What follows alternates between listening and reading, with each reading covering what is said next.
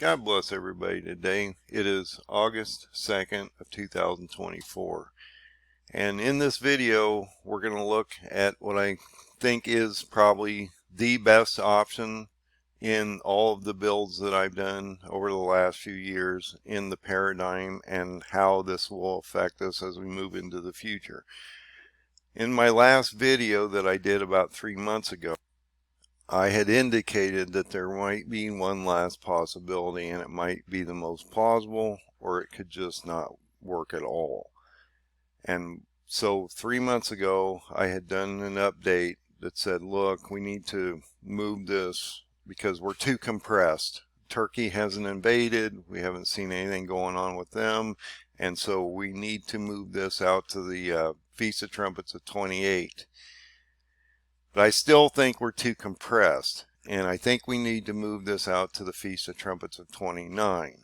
And I think that's extremely important because, as I had said in that video, that I didn't know whether he would cut the spring feast off of the fall feast into the end of a Shemmitah cycle that would end up on Tishrei 1 in September 2029. When you get to September 9th or 10th of 2029 and you go into the first day of the fall feast, which is the Feast of Trumpets, that first day would be 2030. So not only are you cutting off the fall feast from year 2029 to 2030, you're cutting off the spring feast to the fall feast in that Shemmitah cycle as you're moving in to that year of 2030. And would he do that? Would that make sense? And I believe it does make sense. And the reason I think it makes sense is because if you think about the death of Jesus when he was crucified in 30 AD, so on this chart, if you go to 30 AD, you realize that in general, everybody agrees, if you go out and look at the scholars, they agree that he died on Nisan 14 on April 7th of 30 AD. A few people think that he died in 33 AD because it's on a Friday, as it was above here, and that would be on April 3rd in 33 AD. I don't agree with that. Most scholars don't agree with that. They believe he died in 30 AD. And so if you take 30 AD to 2030, that is your 2,000 year or 2-day gap between the time Jesus was crucified to the end of the picture, or the seventh trumpet and rapture. The other thing we have to look at is the fall feasts are in general a marriage ceremony. So when you go through the 2,000 years from the time Jesus was crucified to the Feast of Trumpets of 29, and you cut off those fall feasts from this prior Shemmitah cycle, moving into a new Shemmitah cycle, you cut off the fall feast because we need to have a marriage ceremony at the beginning of the millennial 1,000 years, or the seventh day. Now, if you don't know what I mean by the seventh day, if you go into the creation calendar and you realize that if you follow the Bible and not science, that we have a 7,000 year period of time, 4,000 years from Adam to Jesus, 2,000 years from the crucifixion of Jesus to the Feast of Trumpets of 29 or Rapture, and then you have one last 1,000 years of the millennial. So it's a 7,000 day period of time between Adam and Rapture, moving into the millennial 1,000 years, which is the seventh day. So hopefully that makes sense. So you got 4,000 years from Adam to the crucifixion of Jesus. From the crucifixion of Jesus to Rapture, you have 2,000 years, and then the last day or 1,000 years we have the millennial period, and we consider 1,000 years of our time to 1 day of God, and so that's how that math works. And so you want to work off the creation map of the 7 days, and that's why we work for 6 days, and then you have a 7th day of rest. In this case, you would have 6,000 years up to the Feast of Trumpets of 29, which would then take you into 2030. You have your last 1,000 years or day, and that makes sense because that would then not short the Shemitah, like my friend tells me. So don't short the Shemitah, and you wouldn't be shorting the Shemitah in this case because you go from 30 AD to 2030 AD into the millennial, into a wedding ceremony. Okay, and this wedding ceremony is extremely important, and if you'll see in my chart, I've updated the very end of that chart to show how important this is, because on this very first day of the Feast of Trumpets, going from year 29 into 2029 into 2030, there is a transition here. Okay, you're moving into a marriage ceremony with not only rapture occurring on the first day of trumpets, Feast of Trumpets of 29, which is September 10th, but you go into a wrath phase at the same time. So we're taken up on that very first day of the Feast of Trumpets while he starts dropping bowls on the ground for 10 days. Then you have this little preparatory period of time before you have a marriage ceremony, as we are now in the millennial reign of Lord Jesus, okay, of the 1,000 years. And that makes sense because you're having a marriage as you move into the 1,000-year period, and you're not shorting the Shemitah by having a year gap or a 2-year gap or a 3-year gap back here. Okay, if you go into the fall feast of 27, 28, it falls short. When you go into the fall feast of 29, it has a completion of 2,000 years into a marriage cycle of the last 1,000 years, and I believe that makes the most sense. So in my last paradigm build, I said I thought we would see Erdogan invade and he would be in Tyre, Lebanon by July of this year. Well, he's not there yet. So, but he is talking about an invasion of Israel because he wants to go down and help the Palestinians, as well as we're watching that front with Hezbollah open up in Lebanon. And so, like I say, he's getting ready to do an invasion. He's going to do it probably around January, because if you go into Alexander's movements, Alexander the Great's movements in history, he started his campaign down into Syria around January and ended up in Tyre in July, which is when I thought it would happen this year. But we need to uncompress this for another year, and then I think it all falls in place. So you're watching the markets have all kinds of problems out here right now. You're watching an inversion of a bond market. Today we had terrible job numbers, which forced the inversion of the bonds to about 10 points. So you're getting ready to invert. That usually pushes you into a recession. Erdogan is threatening an invasion of Israel if they don't stop against Palestine and Lebanon. Israel, on the other hand, is pushing back against NATO because a country of democracy like Turkey should not be threatening another NATO country with basic genocide and extinction or invasion.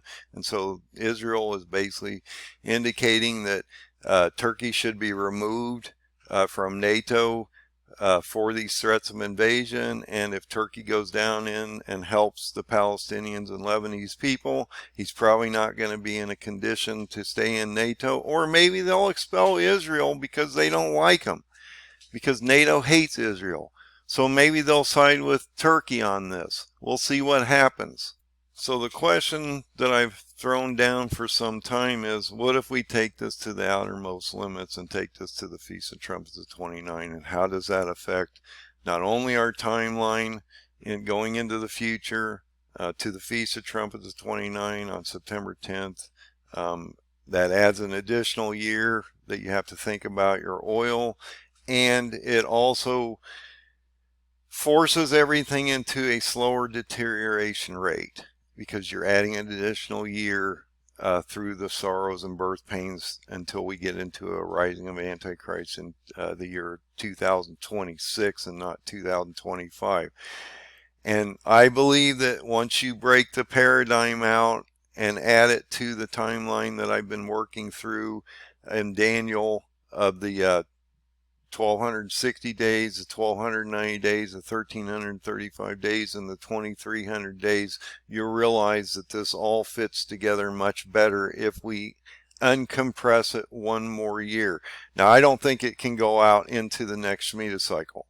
So that's why I say if you're going to go to the end of this Shemmitah cycle and then you move into another Shemmitah cycle between 2029 and 2036, you're moving way too far out into the distance, and we're not going to be in that Shemmitah cycle. We shouldn't be here because we should be raptured at the end of this one.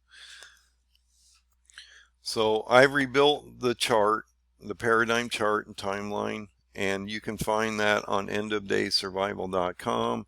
If you come down the page, you click on this 5th PDF, that brings up my timeline chart that works you through all of the Jewish calendars, all of the Jewish Shemmitah cycles, all of the events that are coming up, and it also includes all the lunar and solar eclipses on this chart. So as you can see, based on this chart, you can see we've expanded the chart out to the Shemmitah cycle of September 10th of 2029. This would be the very first day of the new year as we move into Tishrei 1 and the year 2030. So this is your cutoff period where you move into your 1,000-year period or millennial reign, because we are raptured at this point in time, and then they drop the bowls down for that marriage cycle that we just talked about in Leviticus 23 that they talk about. So in this chart, I've added a lot of extra detail, and this chart works off the Jewish calendars. So I cannot change the Jewish calendar dates, and I cannot change the dates that are placed in the Bible that tell us that 3 kings of the past reflect 3 kings of the future. And if you know what those 3 kings are and you can line them up from past to future and apply them to the verses in the Bible, it actually tells you a sequence of events that's going to come up in the next 5 years and 1 month, because we are moving in. We've had to expand this out another year, and so if you go to my day count, and if we have to expand this out another year, then we need to understand how many days we're going to be left so we can determine how much oil to put in our lamp and make sure that we are prepared, as well as we have possibly things to help others get through this period of basically 1,866 days. Because if you go from August 2nd of 2024, which is today, you move to the Feast of Trumpets of 29, which is September 10th of 2029. I believe that we are raptured on the very first day of that, because that's the 7 trumpets sounding before you go into the bowls. That would be 1,866 days, or 5 years, 9 months, or 1 month, 9 days. And so you have to have enough oil to get to the end of the story. And so I'm warning you right now, you need to prepare probably for an additional year, or approximately 5 years out, a little over 5 years out, to make sure that you have enough oil to get to what I consider rapture date. If you're not preparing at all and you think you're going to be pre-raptured, then you need to look at what's going on out here and determine whether the seals are breaking and whether you should be here at all at this point. So we're going to go through the chart, and I'm going to show you all the different changes, but I'm going to do it different than the text file. I'm actually going to flip this chart 90 degrees, and then we're going to actually go down the chart so you can see where everything lines up and see how God's calendars work with the paradigm and these next 5 years as we work through the end of this Shemmitah cycle into the millennial or phase, and also this very little portion at the end of the wrath. Now, like I say, once you get to this rapture, You start into this first year as the start of 2030. So we're not here beyond that point because we're starting to move into this millennial 1,000 years. And you have the end of the Shemmitah cycle down here. So just sort of keep that all in mind. So if you've been following anything that I've been teaching, you realize that I work off of what we call a modern day paradigm of three kings. What that is that's a history lesson that's going to play out in the future between three kings of the past, two of Judah or Israel, and one of Nebuchadnezzar, or in this case in the future would be Turkey, and how they reflect three kings of today. So when you look at Reuben Revlin, he would reflect Zedekiah of the past.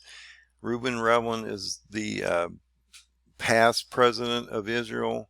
He was in power in leadership role between July 24th of 2014 and July 7th of 2021. But I believe that since he will be in Israel at the time that all this is going on, he will be a factor in 2026, and the paradigm indicates that he will take a part of this because there is a point in time where Isaac Herzog or Jehoiakim is captured. So if you go look at Reuben Revlin, I just took the dates directly from Wikipedia just because it's easier, and you can see when he was in office and the picture of this gentleman, so you can sort of put that in your mind as we work through the chapters, because this is going to be a prophecy that affects these people. And you have to think about that. Israel is going to be under massive duress. All these people live in this country. They're not going anywhere. They're going to be affected. So Reuben Revlin will have to step up to the plate and probably be brought into commission again, because we're going to see some other things happen that are going to force him to get back in this game. And so you need to understand that he was the original president, or the 10th president of Israel, between July 24th of 2014, July 7th of 2021. Isaac Herzog came into power as the 11th president on July 7th of 2021, and he will be there because he's got a 7-year term, and so he's going to be there for some time. And so this is another player that's going to be in the middle of this, as well as you see that we have President Recep Tayyip Erdogan, which now in his case, now I have done an adjustment. When I originally did the original video, I had thought we should use this election date of 2002 when he was brought in through the National Assembly, through the AKP party that he formed, and then basically became the prime minister in March of 2003 instead. So I'm using this date now because he comes in 2003, forms this party, and then gains control of the party, and has basically been running the country for about 20 years, as he came into presidency in August 28th of 2014, as he left the prime minister's seat. So this guy's been in office and running the show since about 2003.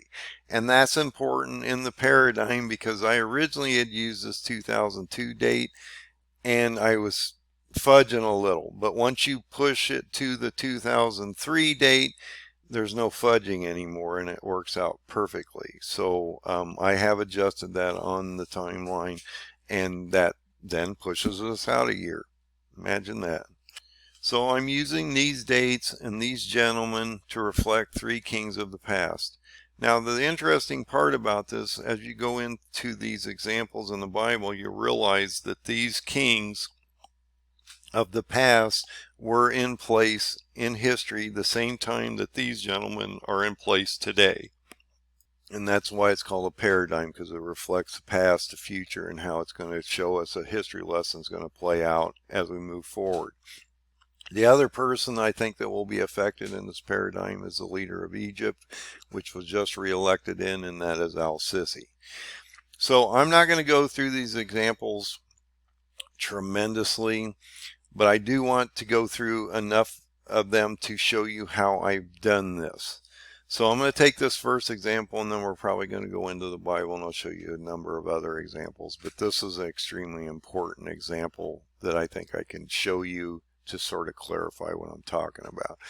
So if you go into Jeremiah 52:30, it indicates that in the 3 and 20th year of Nebuchadnezzar, so if you take 23 years and add it to this, that takes you to 2026. And I talk about how in the paradigm that we would see a rising of Antichrist after a sixth seal event, which is now in March of 26 because it's been moved up a year. And so that's extremely important that we can line this stuff up. So in the 23rd year of Nebuchadnezzar, which would be in the case of history, year 2026, Nebuchadnezzar has his captain remove all these Jewish people. Now, it's extremely important that, and I've sort of reiterated this, that, it equates to 2006. And when you come down into here and you look at Zedekiah and Jehoiakim, in this example, it indicates in the days of Jehoiakim, so that's Isaac Herzog. He got elected in 2021. So in 2026, it would be his 5th year. Okay. The son of Josiah at the end. Now, the end of the 11th year of Zedekiah would be basically, so if you go to the 11th year, that would be 2025. You go to the end of the year, that would be 2026. Okay, because you're not at the beginning of the 11th year, at the end of the 11th year. And if you look at when Zedekiah comes into place, the end of his 11th year would be in July, which makes sense because if you go into the prophecy, he's removed in the 5th month, which is July of 2026. So that makes sense. And the 5th month of the Jewish calendar of that month is the month of Av, which falls between July and August, which is the month of judgment. Okay, so that is extremely important. So I'm sort of giving you these examples so that you can understand how the paradigm works. The other thing that I wanted to bring to your attention in this article that I put together before we go actually into the charts and the Bible to show you how this all works, that Josiah, because when you get into this up here, it talks about the son of Josiah is Jehoiakim. When you go into Josiah, he has 4 sons, Eliakim, which ends up being, his name is changed by Pharaoh Necho in Egypt because he's in captivity, and it is changed to Jehoiakim. Okay, so that is extremely important. And also, when you go into Jeremiah 25:1, when you look at this example, Jeremiah is concerning all the people of Judah or Israel in the 4th year of Jehoiakim, so that would be 2025, that this would be the 1st year of Antichrist. So if you go into that last year of Isaac Herzog, the 1st year of Antichrist would be between 2025 and 2026. So that is extremely important. And I've sort of broken this down, so if you guys want to read through this, it just basically goes through what I just said, that this is why it's the 1st year of Antichrist or Nebuchadnezzar, the king of Babylon, because we end up in the year 2026 when Antichrist rises, and it works around all these kings. And so if you think about it, the 12th year of Reuben Revlin would be 26, so the end of the year would be 2026. When you get into the 5th year of Jehoiakim, which you will in a number of these verses, as well as the 4th year, which is in 25, you also end up in 26. And if you look at the 23rd year of Nebuchadnezzar, you're talking about 2026. So all these things line up. That's what I'm trying to explain to you. All of these things line up. Now, the 2 things that I talk about in the movement of Turkey as he goes down into Syria, and I believe this invasion will start around January of this next year, would be that we need to watch 2 events of the past that will reflect 2 events in the future. The first one is that Alexander the Great conquest of the Middle East happened about in a year and a half. That's what lines up on my paradigm. So you're going to start the campaign around the January of 25. You're going to end up in Israel around March of 26. When you get into the story of Nebuchadnezzar and how he affected Judah and Jerusalem, or Israel and Jerusalem, you'll realize that he came down into Syria around January. In this case, it'll be in 2025. He ended up entire Lebanon, and this is Alexander the Great we're talking about. He ended up entire Lebanon around July of 2025. He invades Israel, has to go through Israel because he cannot get to Palestine without going between Jerusalem and Jordan. So he'll end up there between July and October, where he does a first siege. He conquers Palestine around the end of October of 25. He prepares an attack against Egypt, but if you go back in Alexander the Great's period of time, he went down there and they basically considered him a liberator because they were upset with the Egyptian government, and so there's going to be a lot of judgments against Egypt before this is over. So because Egypt doesn't fight back, he goes from basically Palestine in October of 25. He's pulled back to Tyre, Lebanon. Around that time, he goes and prepares for an attack on the Kurds and Medes in Syria and Iraq. He pushes them into Erbil, Iraq, which is the Battle of Gaugamela, which happens on the first day of October in 331 BC. The Kurds collapse down to Baghdad, Iraq, and then are pushed to Shush, Iran. The Kurds will align with Iran and Persia. Turkey comes down and crushes both these nations, which would end Daniel 8 prophecy. And this is also the Battle of the Persian Gate. You can go look at that. This occurred around the 20th of January of 330 BC. And so he would then, once Persia is destroyed and absorbed into the Ezekiel 38-39 coalition of 10 armies, they will head back to Jerusalem and Israel around March of 26. All 10 nations will attack Israel for 15 days and be decimated on a sixth seal on March 4th of 2026. And like I say, this is all based off of Alexander's movements and the time that he went down through Syria into Lebanon, Palestine, Egypt, back to Erbil, Iraq, went into Iran, and then as the story ends here, he's going to end up in Jerusalem for a sixth seal event. Now, if you look at Nebuchadnezzar's history, it reflects mostly the players as well as the time that they've been in place, because Jehoiakim, or Isaac Herzog, is captured at the beginning of the first siege between July and October of 25, based on history. In that first siege, it lasts approximately 3 months between July and October of 2025, and this is the gap the time he goes from Tyre into Gaza, Palestine, as well as he's attacking Israel as he's moving armor through there, and Israel's fighting back against this, but they haven't broken through the city, and that won't happen until he comes back around in March 26 when he does a massive attack with 10 armies. Okay, he's still got to take out Iran first before that happens.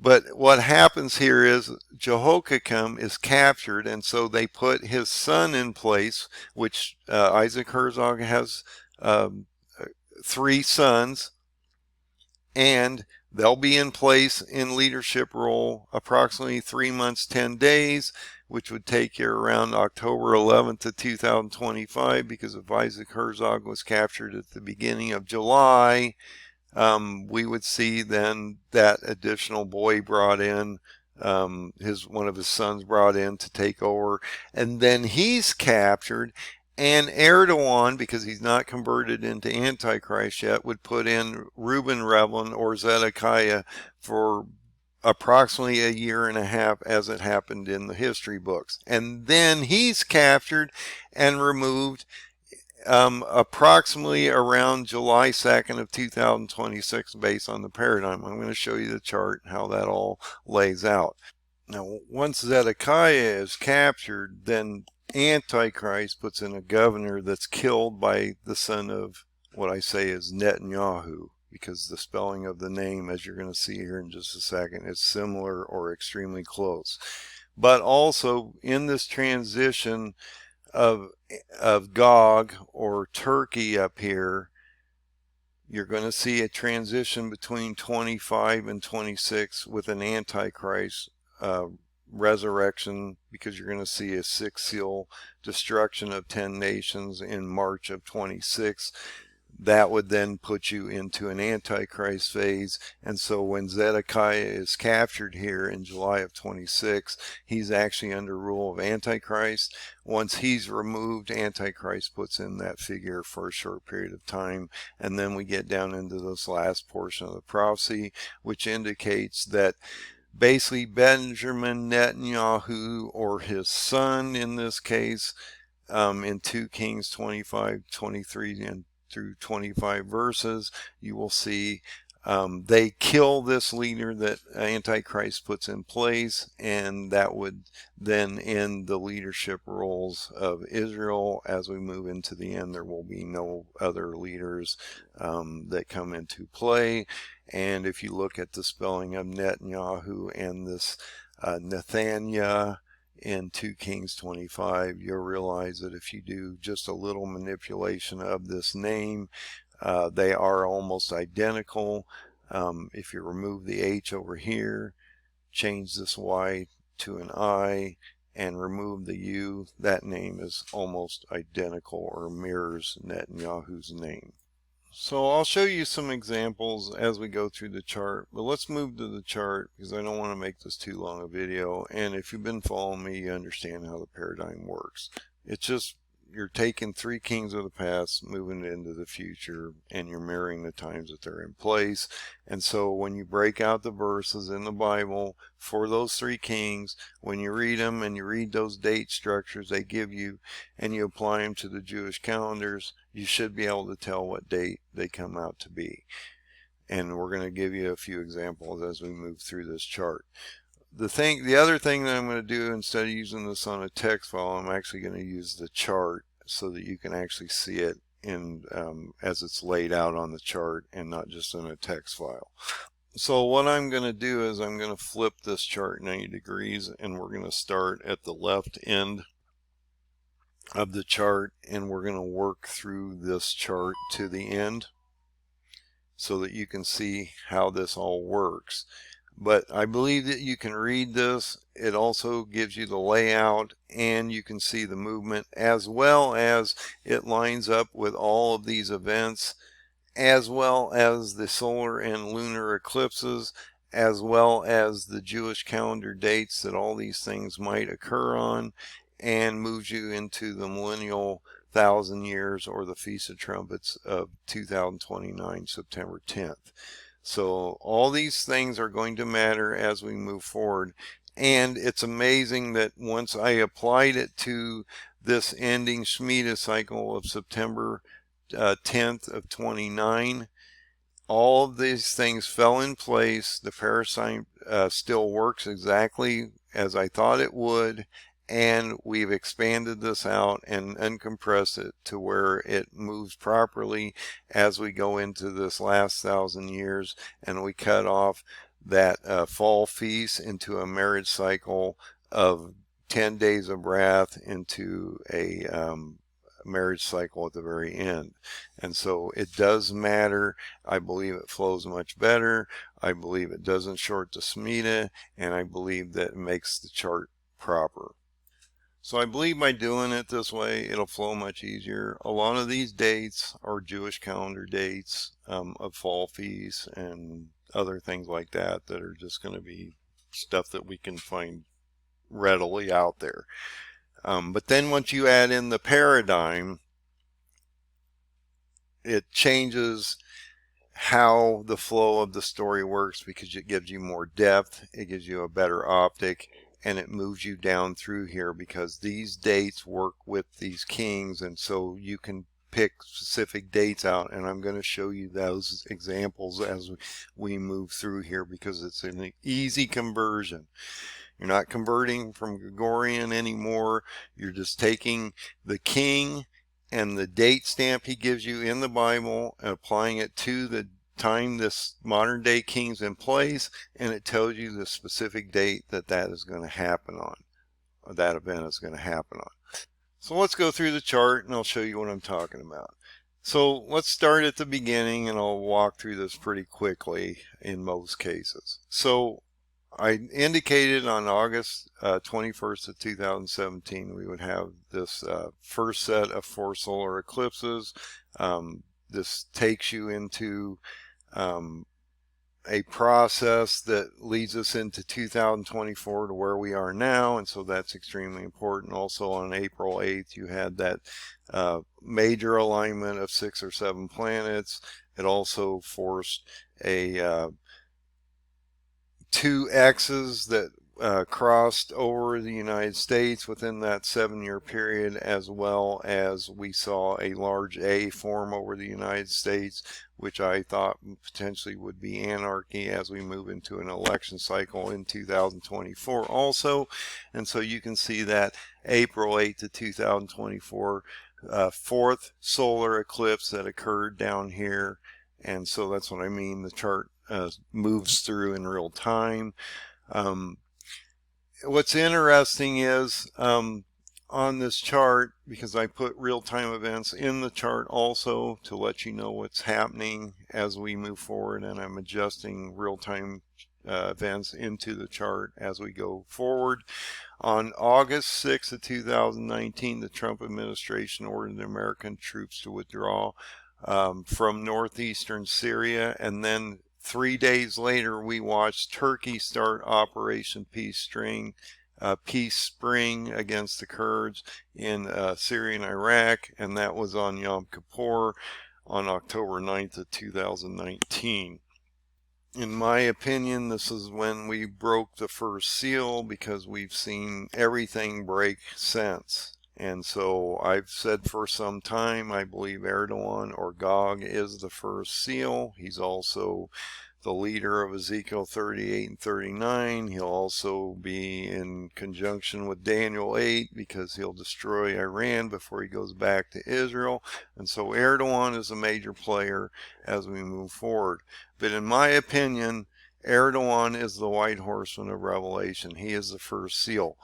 And he cannot be Antichrist, because if you look at how the Bible's laid out, you have the seals first, then the trumpets second, and then the bowls third. You cannot have a first seal as Antichrist, because Antichrist rises on the 5th and 6th trumpet. So it can't be a seals event.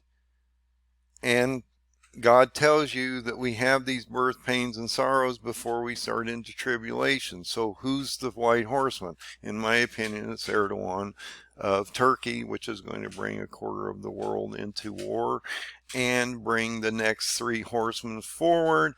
And then you'll see the 5th seal martyrs, where all these people are perishing in the Middle East, asking what they're going to do about this. And then he decimates Erdogan on the 6th seal, which moves you into a trumpet phase, into an Antichrist phase by the 5th and 6th trumpet. But right after Erdogan was unleashed on Yom Kippur on October 9th of 2019, I thought this was extremely interesting that COVID-19 reports started coming out in the Chinese province, of Wuhan, and this started happening around mid-October. So right after Erdogan was unleashed into the Middle East against the Kurds, he started to bring forth disease. So you're talking about the next seals coming up, and this was unleashed on the world. And by the end of 2019, the very first day of 2020, it was considered a global pandemic. Okay, so that was extremely important.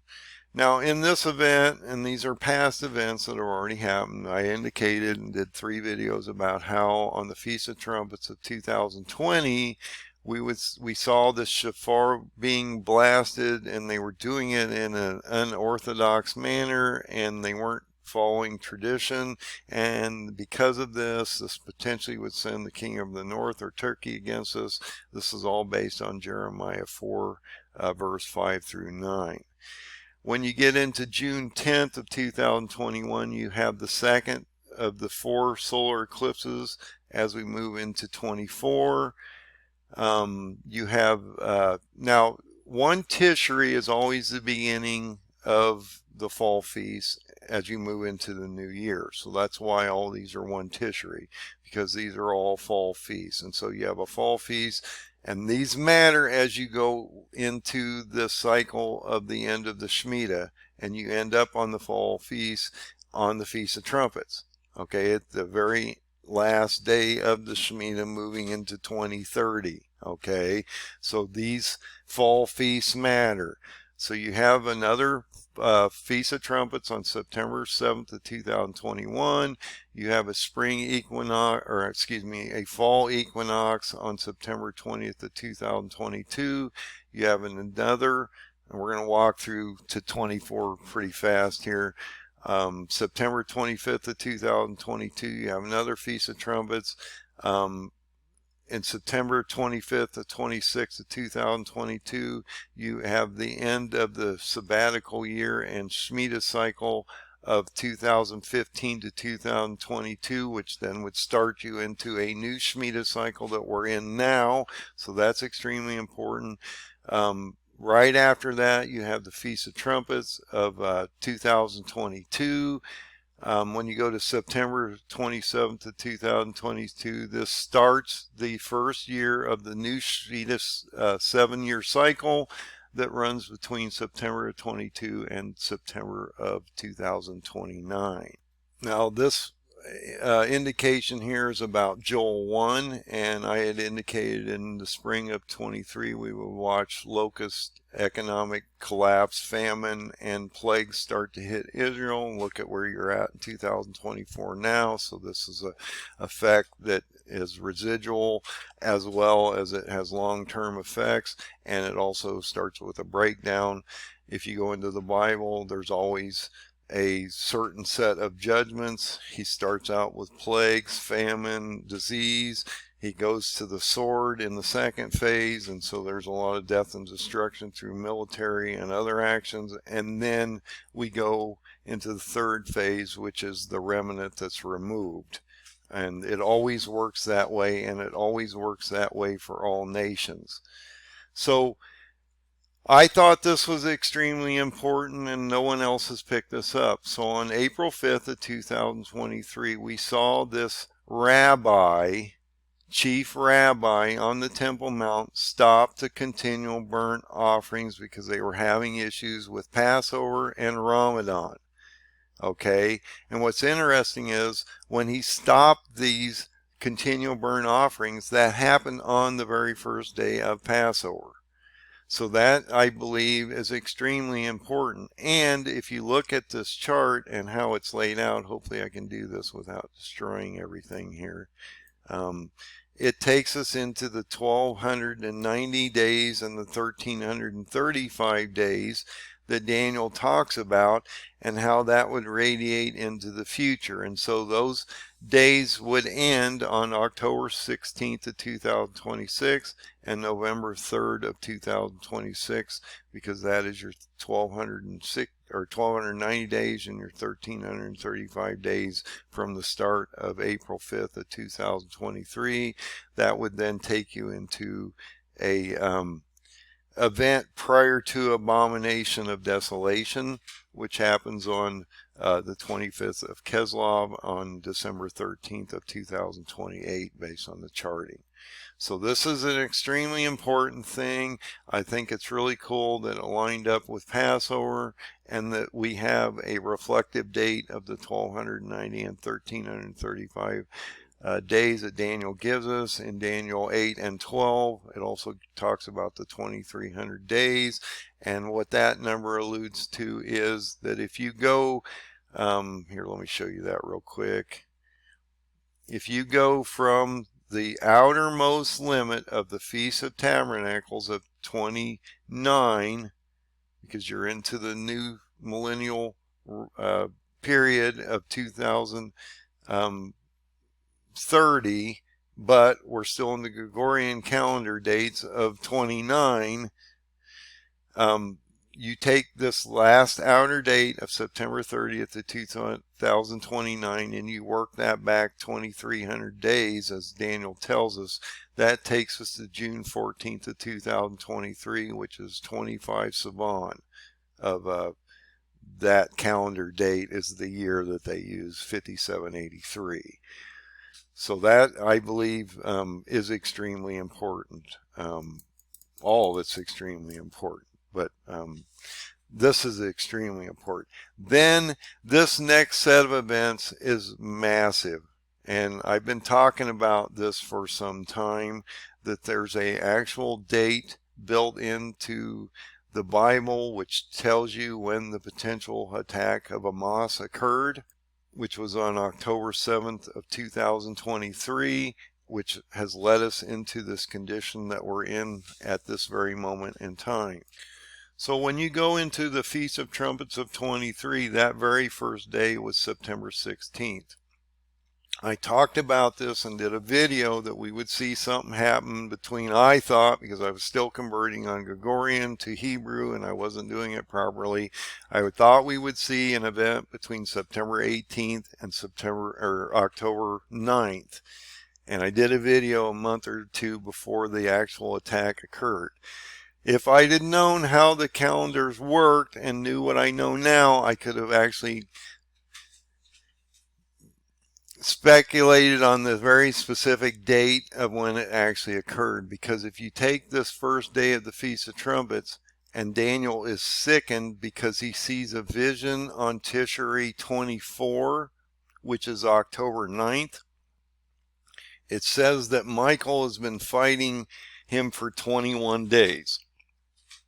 If you take the first day of the Feast of Trumpets of September 16th and you add 21 days to it, that gives you the date of October 7th, the actual attack of Hamas and the invasion in Israel through Operation Al-Aqsa flood into from Gaza, Palestine into Israel. And then that very next day, Hezbollah-Israeli conflict starts, because Hezbollah launches a number of missiles in there, and this is the largest escalation since 2006 Lebanese war, and you can see that in 2 Kings 24 verse 1 and 2. Then when you go to October 9th, Daniel would have that vision on Tishrei 24 where he sees Gabriel come to him, explain to him the vision that Archangel Michael has been fighting him for 21 days prior to this, and that we would see a start of attack of Israel against the proxies of Iran. So if we slide this chart over a little bit, hopefully you can see this. So I've added this additional section here because I want you to refortify that this actually is a date that could be found in the Bible. So have Israel starting to be affected by Israeli proxies around the Feast of Trumpets of September 16, 2025. And you can see that that is the date of the Feast of Trumpets. What's also important, I think, here is that on this very date of September 16th of 2023, this is a very important day for the Muslims, because on this date of Mawlid, I'm probably saying that wrong, this is the holiday that celebrates the birth of the Prophet Muhammad. So imagine that. They launched this attack on the date of the birth of Muhammad. So if we'd have known that, we might have been able to actually see this event happening in front of us before it happened. Then Hamas starts their war with Israel on October 7th, which is 21-day gap of time between September 16th and October 7th. Israel declares war on Hamas on October 8th of 2023. And Daniel has his vision on October 9th of 23. And then what does Gabriel tell you? Michael then goes forward against Persia again, and we see an invasion against the proxies of Iran as Israel goes down into Palestine, into Gaza. So I don't know about you, but I think that lines up extremely well. So I moved this up just a little bit here. I'll give you the text from above, and I'm sorry, I should have blown this up a little bit, but I thought it was really important as we got into this October 7th event, what was going on there. So here, I'll leave that up for just a second. As we go down in here, you can look at this October 14, 2023. That's the third of 4 solar eclipses that would occur between 2017 and 2024.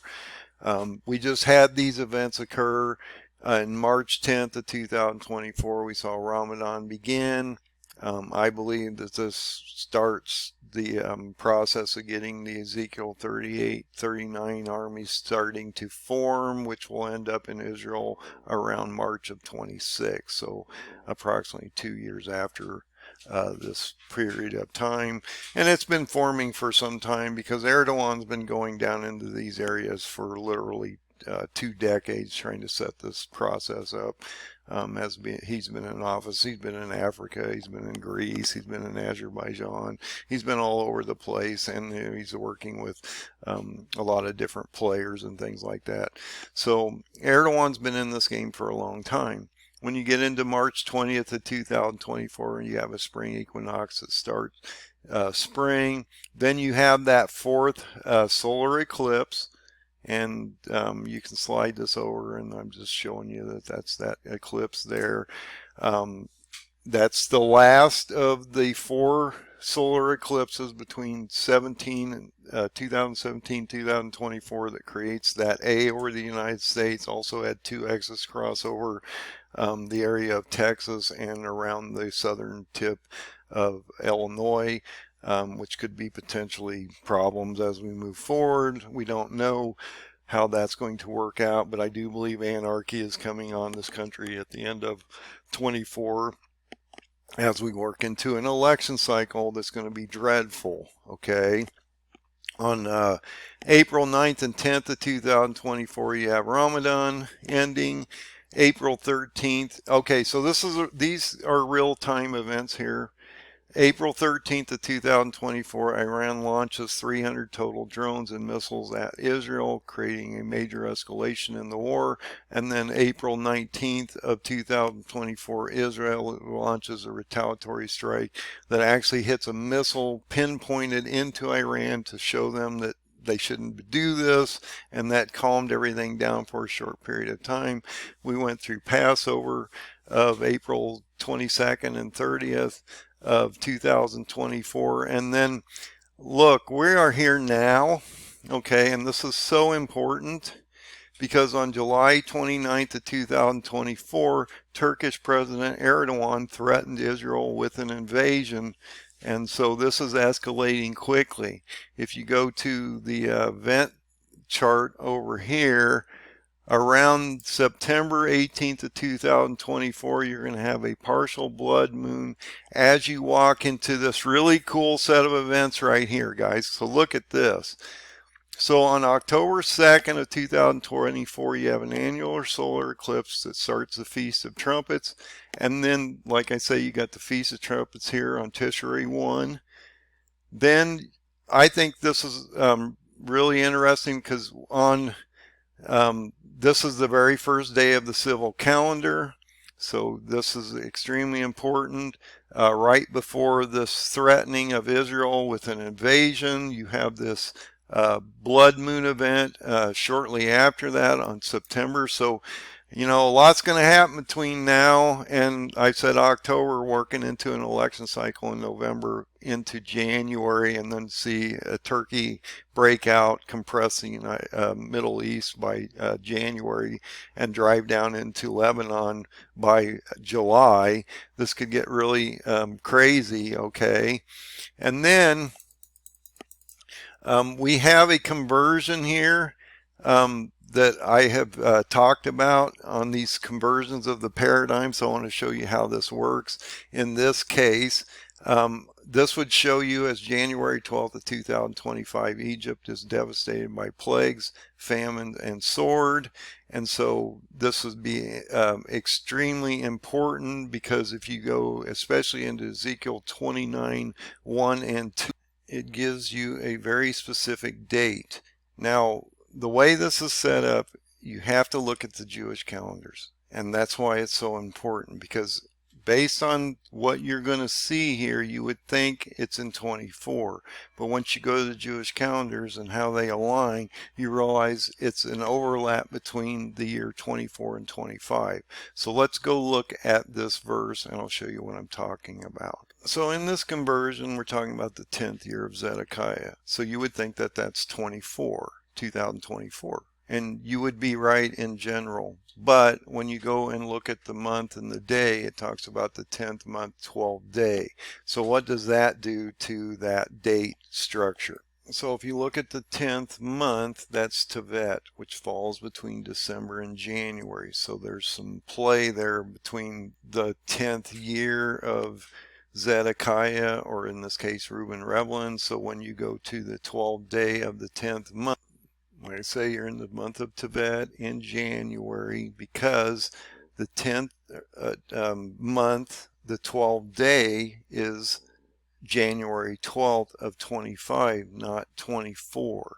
Okay, so there's a crossover of years because of the Jewish calendars and how they flow, and they start in the Feast of Trumpets on Tishrei 1 and go through the year that way. That when you get into the date that he gives you in Daniel. So we're going into the 10th year, which would be 24, but he's talking about the 10th month, which falls between December and January on the 12th day, which is Tevet. So 12 Tevet of January is 25. So it's a little confusing, but that's the date it should be, because that still is the 10th year of Zedekiah, because his year wouldn't end up until the end, or around July of 25 would be the next year he would go into, because he was elected in July. So that's why I'm using January 12th of 25, because it is the 10th year of the 10th month of the 12th day, which ends up being 12 Tevet of basically 25, which is January 12th. Then you go to March 1st of 2025, you have Ramadan beginning, and then you have a really interesting set of events as you go into March 14th. You have a total lunar eclipse, and then 15 days later you have March 29th of 25, which is a partial solar eclipse. And so that's extremely important, that that's a 15-day gap of time. I thought maybe that would be the sixth seal event and would work on the paradigm of the Feast of Trumpets of 28, but now that's been moved up a year, as you're going to see as we move forward. And so I'm just letting you know that there's this really cool event around this time, and there is some additional information here which tells you on March 13th of 2025 you have the Fast of Esther. As well, on March 14th of 2025 you have an extremely important holiday called Purim. Then when we come back over here, you can see on March 20th of 2025, you have a spring equinox. And then on March 30th of 2025, you have Ramadan ends, which is a day right after you have on March 29th of 2025 a partial solar eclipse and a new moon, which occurs right before the end of Ramadan. And then we're going to go into this next conversion of April 5th. So let's move back over here so that we can look at that conversion. So right after Ramadan, we have this next date, and this is in the paradigm, and so I can show you another example of what I'm talking about. So on April 5th of 2025, Egypt is broken by Erdogan of Turkey, and the peoples are scattered into the nations. So this will be the spring of next year. We're going to start to see Egypt under massive duress.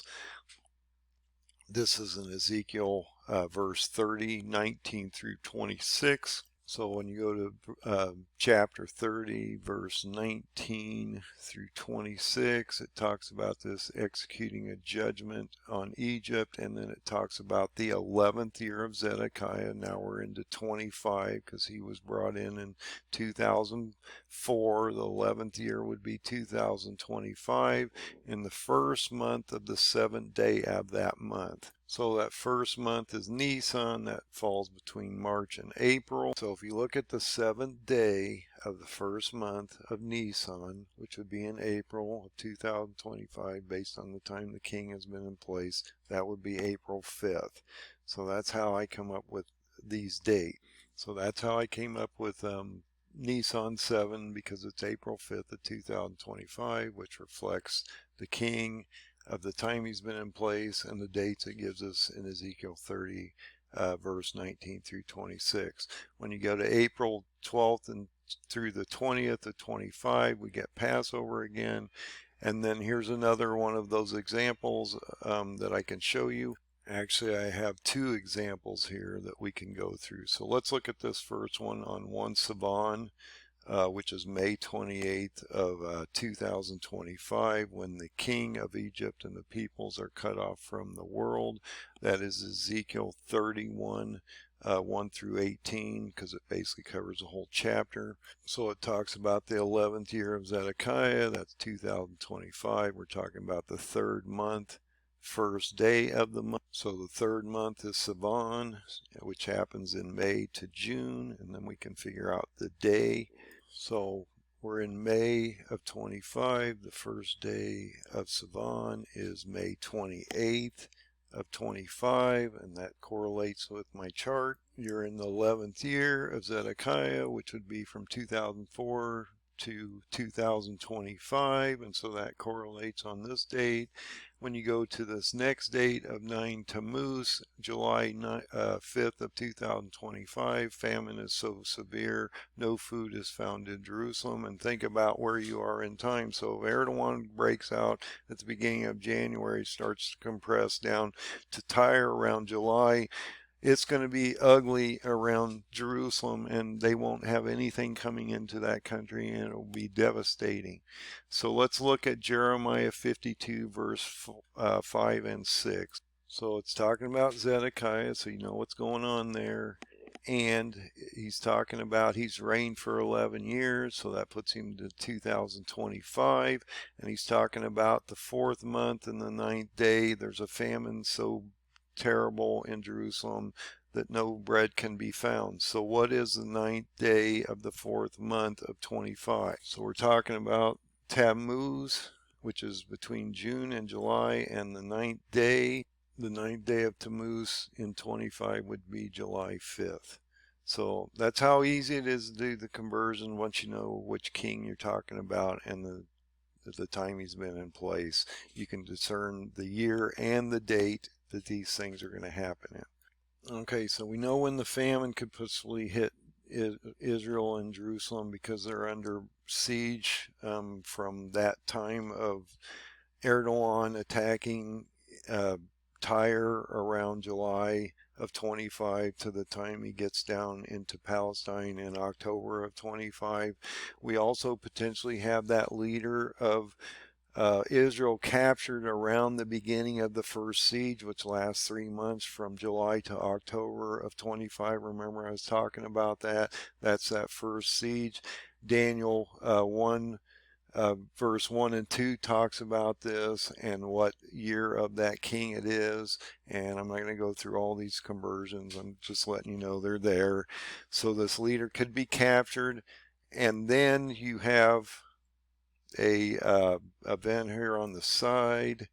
So you have a blood moon complete blood moon event on September 7th and 8th of 25, which then takes you into this next event of September 21st of 2025, where you have a solar eclipse at noon that darkens the earth and turns the feast into mornings. I believe that reflects Amos 8, 9, verse 9 and 10. And also, if you slide this over, you can see that I've added that solar eclipse also here that reflects that date across from it. And so you can see that date conversion, or that date alignment there with the solar eclipses of September 1st, 2025. And then right after that, you have the Feast of Trumpets again. So he's going to darken the feasts on Amos. In Amos 8, verse 9 and 10, we're going to see an actual darkening sign from Jesus, in my opinion, that will send a message across the earth that says that the Lord Jesus is coming back soon. Now, the one thing that will happen here, if you go into Amos 8, is you'll understanding that the pre-rapture people will lose their faith, and you'll see a massive falling away because the churches will lie to them, and they're in the middle of the seals, and they haven't done anything to prepare, and the world's breaking down, and they don't have any oil in their lamps, so they're going out and they're lost, and the mega churches are losing all their people.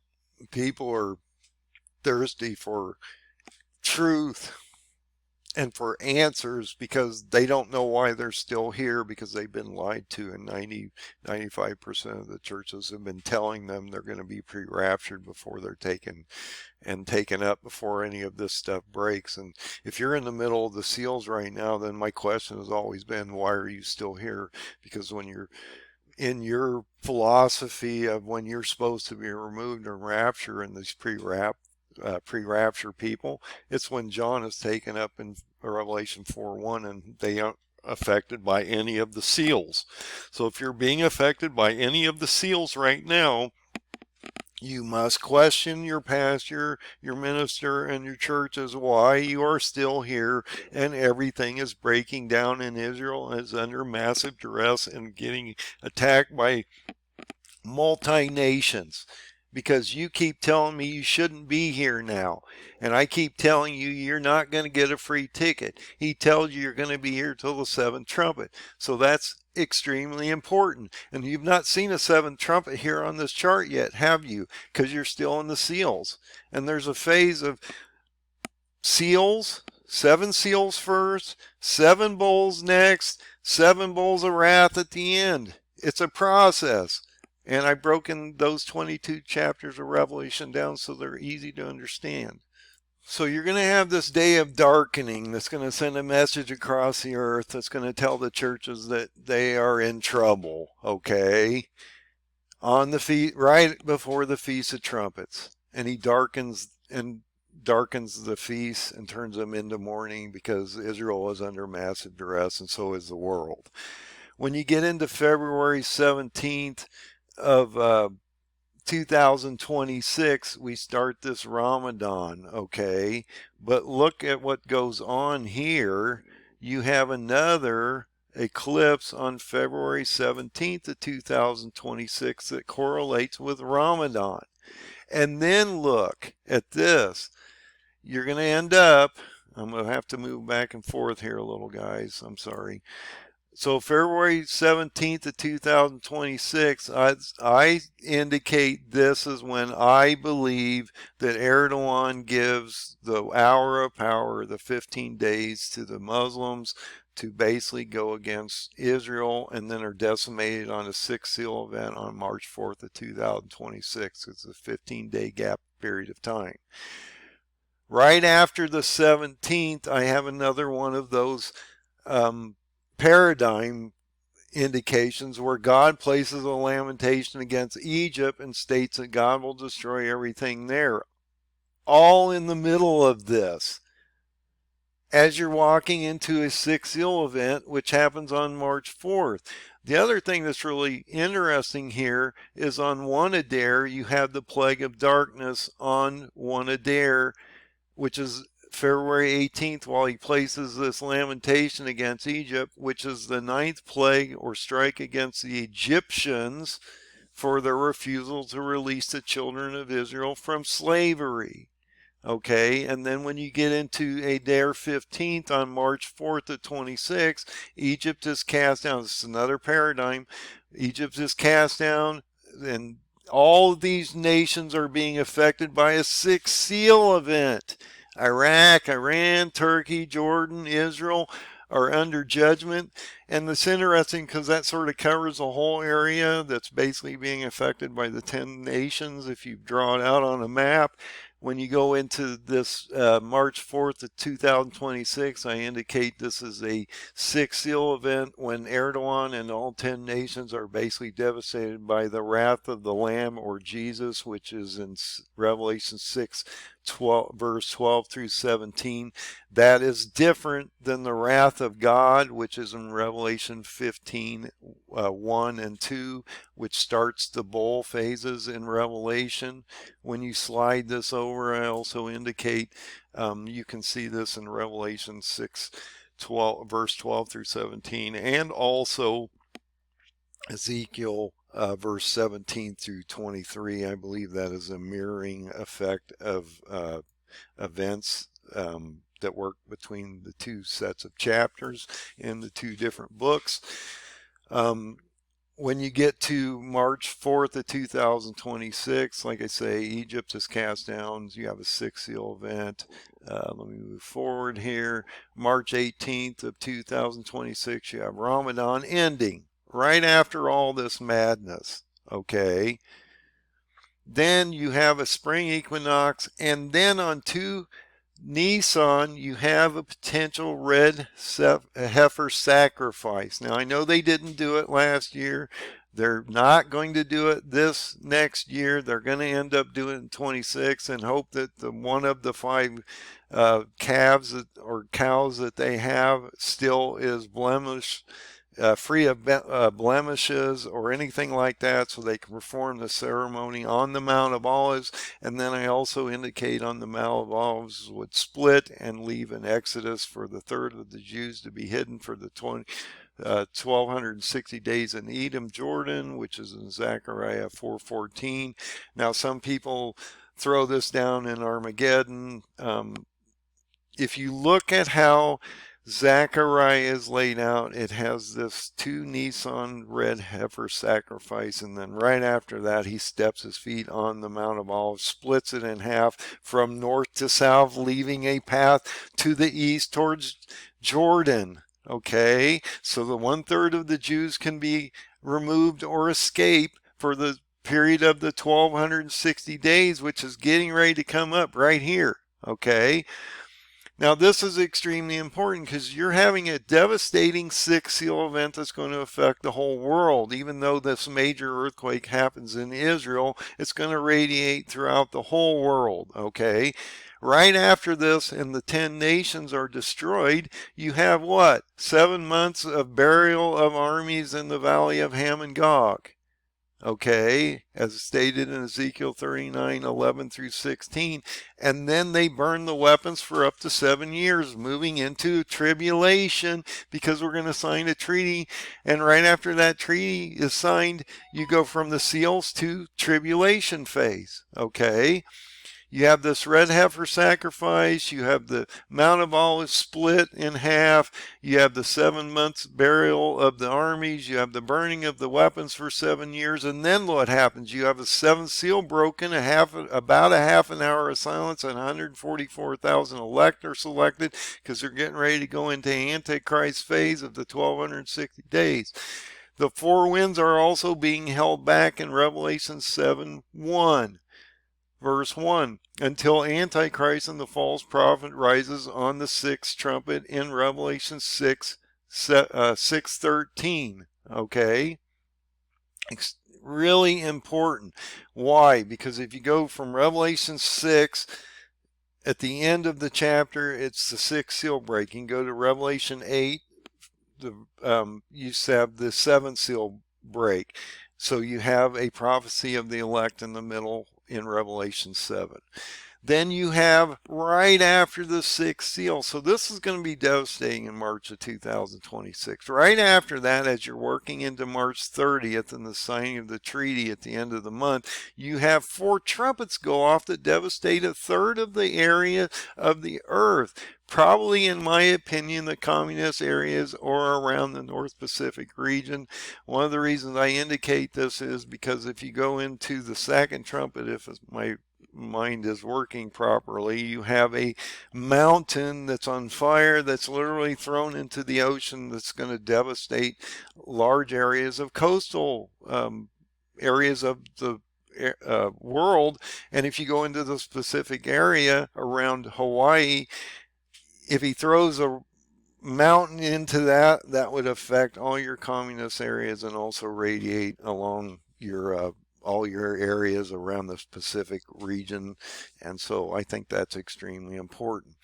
When you get into March 30th of 2026, you see the 2 witnesses appear that prophesy for the 1260 days and the signing of the treaty of the nations against Israel for up to 7 years, but I do not believe that that treaty will play out. Also, if you go to my chart, you have the 1260 days. That radiates out to the fall feast of 29, which would be September 10th. So that's your 42 months of power for Antichrist, your 3.5 years, your 1260 days where Antichrist gets power, and that ends when they start pouring the bowls of wrath on them right after the Feast of Trumpets of 29, first day of that new year going into 2030 would be September 10th of 2029. And so that's extremely important how all these things line up on the chart. When you get into this next date of April 1st through 9th of 2026, you see Passover again. And then we go into that prophecy against Zedekiah where he's captured. July 2nd of 2026, this is when it happened in the past. The walls were broken down. Zedekiah is captured on the plains of Jericho, and his eyes are taken out. His 2 sons are killed, and they're all taken to Babylon. Okay, so Zedekiah is captured and removed to Babylon, and then Antichrist then puts in a regional dictator for a short period of time, and then one of the sons of Netanyahu who kills him, as we're going to see as we move forward here. So right after this on September, so let's go look at the blood moons actually real quick. I don't want to get too far ahead. So August 12th of 2026, you have a solar eclipse that's complete. August of 27, 28, you have a blood moon that's partial that falls between this time Zedekiah is captured to the Feast of Trumpets of 26. Then, like I said, you have the son of Netanyahu killing this regional leader that Antichrist puts in place in Jeremiah 41, verse 1 through 18, and 2 Kings, chapter 25, verses 23 to 25. When you go into this October 16 date and this November 30th of 26 date, that is when the 1290 days and the 1335 days end, when we had the continual burnt offering stopped up here. And so that's how that's why those red lines are there, to show you where that ends. And then look into between those 2 events of the 1290 and the 1335 day ending, we have an additional paradigm where Jeremiah and his scribe Baruch proclaim through the Jewish people a fast to the Lord, which you can find in Jeremiah 36:9. That gives you the date of 7 Kislev, which is November 17th of 2025. When you go into this next date of 5 Tevet, we go into December 15th of 2026. This is another paradigm indication in the book. Jerusalem, Israel is smitten and utterly destroyed in Ezekiel 33:21, verse 21 through 33. And then you have a March equinox or spring equinox when you come over to the other side. As we get into Passover here, you got Passover, and then right after that in July you have a complete or a partial blood moon with a solar eclipse, a complete solar eclipse on August 2nd of 27. Then you go into August 16th and 17th of 27. You have another partial blood moon. Look at all these blood moons, solar eclipses and everything, dude. Things are ramping up, and I'm telling you, it's going to get crazy. Then you got the Feast of Trumpets here on Tishrei 1 of 2027. Then you come back into the blood moon. You have another partial blood moon on January 11th and 12th of 28. And on January 26th of 28, you have another annual solar eclipse, which then takes you into the spring equinox, another Passover of 28 between April 10th and 17th. That then takes you to partial blood moon on July 6th and 7th of 28 with a complete solar eclipse on July 22nd of 26. Then we come back over to the other side of the table here. We have another Feast of Trumpets on Tishrei 1 on September 21st and 22nd of 28. And then we go into 10 Kislev now, or 15 Kislev. Now this is extremely important because this is the date that Abomination of Desolation was set up on the temple during 1 Maccabees. Okay, this is extremely important because right after that you have Abomination of Desolation on 25th of Kislev, as indicated in the book of the Bible. Okay, which is on December 13th of 26. So these are extremely important dates. Now, right after we have Abomination of Desolation, the 2 witnesses perish shortly after that, are resurrected 3.5 days later, and are because they're overcome by Antichrist. So that's the 2 witnesses appear up here during the signing of the treaty for that period of 1260 days, and then they're overcome and lay in the street for 3.5 days, and then rise. And then what's he say? The story's about over, guys. Don't grab anything. Run to the mountains because I'm going to destroy the city, and I'm actually going to destroy everything. Okay, it's so important that we understand these things when you come back to the other side of the equation. So right after this event of Abomination of Desolation, you have a complete blood moon event on December 31st of 2028. Then nothing really happens. Antichrist is going off. He's trying to kill all the elect or convert everybody because he knows his time's pretty much over. You see a whole skew of things going on here. On June 12th of 2029, you see a solar eclipse that's partial. On June 25th and 26th, you see a blood moon that's complete. On July 11th, 29, you see a solar eclipse that's partial. And then right after that, we see a 3rd temple destruction on the 9th of Av. Now this is extremely important because in the history of time, all temples, the 1st and 2nd temple, as well as the 3rd temple, in my opinion, will be destroyed on the 9th of Av. And I've given you the dates when the 1st temple was destroyed in July of 586 BCE, and also the 2nd temple was destroyed by the Romans in 70 CE on August 30th. Then you have the end of the Shemmitah Cycle. That's what I'm talking about, which takes you into the Feasts of Trumpets of 2029, which would be, in my opinion, your rapture date. When the 7th sound of the 7th trumpet sounds, which would be Tishrei 1, which would then take you into the beginning. Because you're raptured, you're going to be removed and start the marriage cycle into the millennial. But he's going to pour out those bowls on top of the wicked for 10 days. Okay, then you have Yom Kippur, which is your Day of Atonement. Then you have a gap between the time we prepare and the marriage, which is basically a 7-day period of time, which ends on September. Well, actually, it goes through September 23rd through September 30th. So the end of the ceremony would happen on September 30th of 2029, which would take you into the 1,000-year millennial kingdom, because you're raptured here on the first day of the Feast of Trumpets and you start that marriage cycle.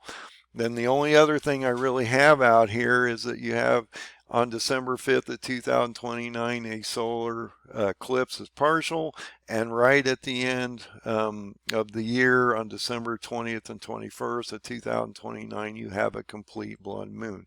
So like I say, this is, in my opinion, how this is going to work out. I've shown you how the paradigm works with all these different charts and things, how you can literally look at the king of the past. It reflects the king of today in the time that they've been in position. They mirror them completely. And so if you take the Jewish calendars and break them out based on how I've shown you how to do it, you should be able to look at this book completely different, and you should be able to see these events coming. Now, like I say, the thing you need to be concerned about as we get into the end of 24 here is that Erdogan is going to break out at the end of this year. And you're going to see a massive compression as you're watching the markets literally disintegrate today, because we had a terrible job numbers because the unemployment rate is really starting to spike up. We hit the Psalm rule, and what that means is they've crossed the 4.2 unemployment threshold. They actually went from 4.1 unemployment to 4.3. That sent the markets into a nightmare. And the last time I looked, they were down almost 1,000 points on the Dow today. It's affecting the bonds. The bonds are uninverting. You're down to about a 7 basis point effect there. Once it uninverts, you go into an immediate recession. Jay Powell will have to start to figure out what he's going to do. He just had a meeting on the 31st of July, which is terrible timing because they don't have another meeting until September. And so if this disintegrates on the job market quite a bit in the next month and a half before his next meeting, he's going to have to do massive cuts to stop the hemorrhaging. So we're going to watch this thing break down, and you're probably going to watch metals pop, and you're going to watch maybe even, look, everything's going to dump at first. So you're going to have a fire sale, and then you're going to watch things pop back up, especially metals, Bitcoin, things like that, because they're going to leave the markets and equities and move into other safe havens. So I wanted you to see all this stuff. I want you to realize that I have adjusted these charts. I've adjusted them because it makes logical sense that we would move into the end of the Shemmitah cycle, break the marriage off into the millennial year, and then be married into the millennial with our Lord Jesus and move into the 1,000 years. So God bless everybody. I hope it makes sense. I've spent a lot of time adjusting these charts. I have adjusted them and placed the revisions out on the site. So if you go to endofdaysurvival.com, you can see those charts, and they are a printable chart. So you can actually print the chart off and use that to watch God's plan in play, and it's going to play out. Like I say, you are right now at 1,866 days to the Feast of Trumpets of 29, and that is your rapture target date, in my opinion. So God bless. Get your oil in your lamp. You have 1,866 days to endure, and that's a long time. 5 years is a long time to keep people in place and come up with enough calories and things you need to do to keep yourself in a good condition, as well as have your faith. You cannot lose your faith through what is coming. So if you know what's coming, then you have hope that there's an end game here, and you won't be lost out here like the churches are getting ready to be broken on Amos 8. Okay? You won't be one of them, because you'll be one of the churches or people that understand God's calendars. And he tells you, if you understand his calendars and his seasons and his times, you won't be as concerned because you know it's coming. So it's extremely important that we follow his calendars and we know how to deal with them. But once you add the paradigm into his charts, they give you a much clearer optic. So God bless and have a great day, and be safe out there, because this is really starting to turn. And I thought by July of this year it would, but I thought it would be an invasion by Turkey.